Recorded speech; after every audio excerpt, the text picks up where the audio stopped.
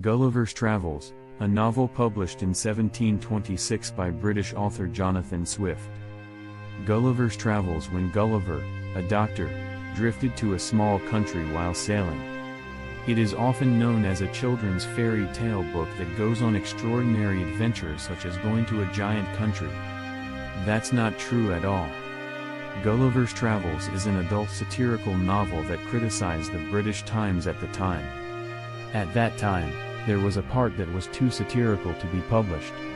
Since then, the full text of the third and fourth parts of Gulliver's Travels, which were not published due to the changing atmosphere of the times in the 19th century, will be released. And the conference is very shocked. Because the book contained prophetic content along with scientific knowledge that was never known at the time. Animated film directed by Hayao Miyazaki, The Castle of Perforation, Laputa. The original story of childhood fantasy about a huge castle floating in the sky is surprisingly Gulliver's Travels. As I said earlier, there are 3 or 4 parts of Gulliver's Travels that are not well known to the public. What appears there is the island Laputa floating in the air.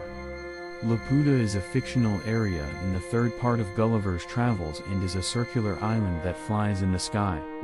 It is said that the Laputa people were very intelligent and had excellent academic knowledge, especially astronomical talent.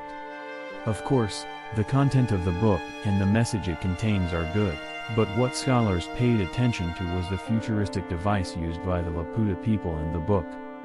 They looked at the sky with a small portable telescope, which was very different in shape and performance from the telescopes that were commonly used at the time. They were able to look at the universe above the sky and observe stars and planets from anywhere with a high array of telescopes. And one of the mysterious things in Laputa is a lamp that hasn't been turned off. The principle of an artificial lamp, which constantly emits bright light, seems similar to that of a modern fluorescent lamps.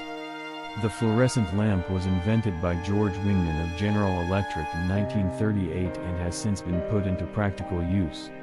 In the 1700s, when Swift was writing, she was using candles and alcohol lamps. Also, the sky island Laputa, where they reside, looked more like a movable, maneuverable mechanism than just a concept of land floating in the sky. Laputa has a smooth, opaque appearance, and it can set its direction from east to west, north to south, and it lands for a while like an airship and then comes to mind.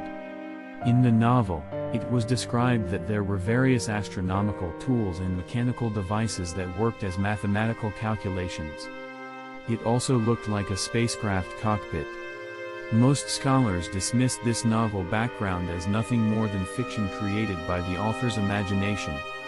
Mystics and some experts have questioned that many of the devices Swift presented in the book actually came into use hundreds of years later, and that the moving sky island Laputa looked like a giant spaceship or UFO. There's a strong nuance that Swift actually sees and describes these things.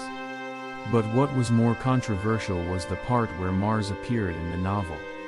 In his fantastic and satirical novel in 1726, Jonathan Swift pinpointed the existence of 2 small moons on Mars with great accuracy.